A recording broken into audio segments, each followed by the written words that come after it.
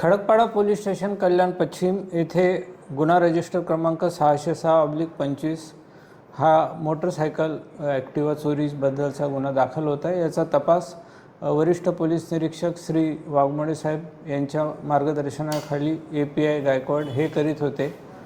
या गुन्ह्याचा तपास करीत असताना त्यांना काही माहिती मिळाल्यानुसार त्यांनी एक संशयित इसमाला ताब्यात घेतले।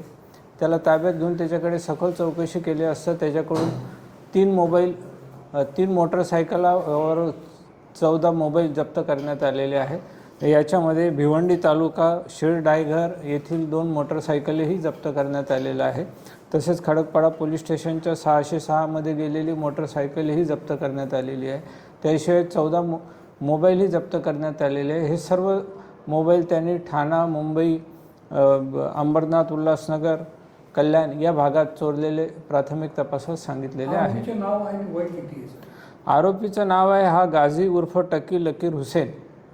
याचं वय 19 वर्ष आहे।